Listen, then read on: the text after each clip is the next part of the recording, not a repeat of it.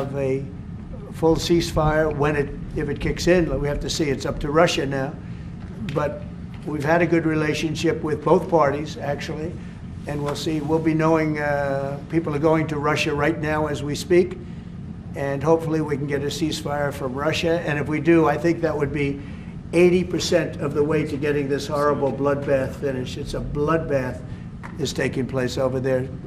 On average, 2,000 to 3,000 young people a week are being killed in that stupid war that would have never happened if I were president. So we have people going over there, Mr. VP. Do you have anything to say about it? Because you're very much involved. What's going to happen? Well, we've got some conversations that are happening on the phone and in person with some of our representatives over the next couple of days. As the president said, we think that we're in a very good place where the Ukrainians have agreed to a ceasefire, and we're now going to see whether we can get the Russians to agree to a ceasefire too, and we'll certainly have news on that when we find out that news. Are you confident that President Putin will keep the ceasefire, considering that he's broken them in the past? We haven't spoken to him yet with substance, because we just found out and we just were able to get Ukraine to agree. So we're going to know very soon. I've gotten some positive messages, but a positive message means nothing. This is a very serious situation. This is a situation that could lead to World War III. And Biden should have never let it happen. Incompetence allowed this to happen.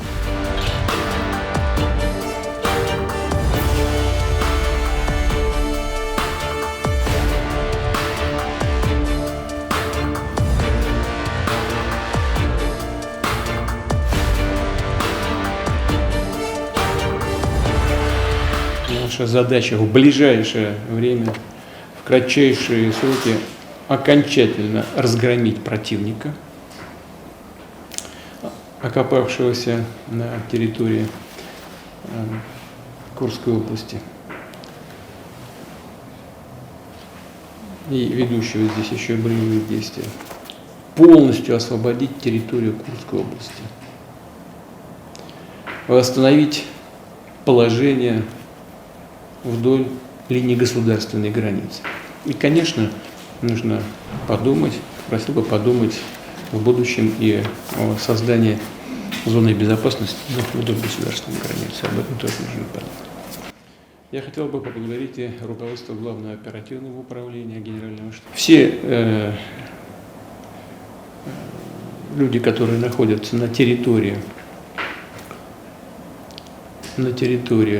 Курской области, совершают здесь преступления против гражданского населения, противодействуют нашим вооруженным силам, правоохранительным органам и специальным службам, в соответствии с законами Российской Федерации являются террористами.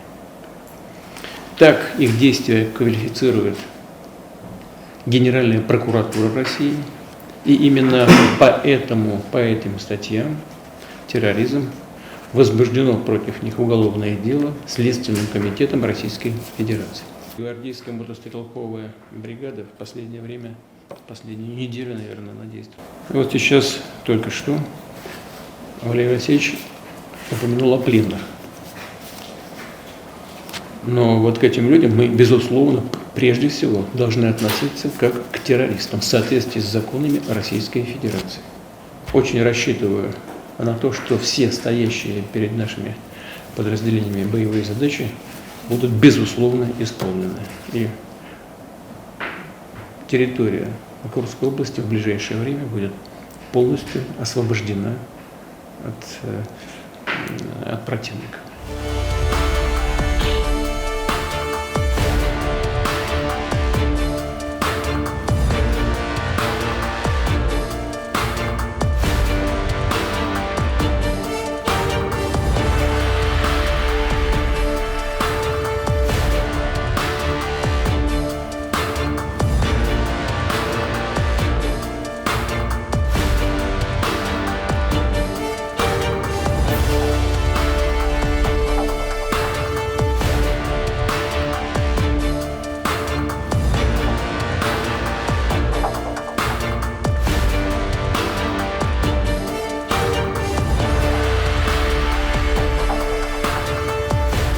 current state of play is that the Ukrainians have agreed to a ceasefire. The Ukrainians have agreed to the peace plan that was put on the table yesterday in Saudi Arabia by the Secretary of State and our National Security Advisor, whom I just spoke with before coming out here, and he informed me that he has had a call today with his Russian counterpart, and the president's team continues to be engaged. As you all know, Mr. Witkoff is traveling to Moscow later this week, and we urge the Russians to sign on to this plan. This is the closest we have been to peace in this war. We are at the 10th yard line, and the president is expecting the Russians to help us run this into the end zone. Would President Trump call President Putin and encourage him to engage in the ceasefire? I don't have a readout on the president's calls, but as the president always does, if that call happens, he will let you guys know.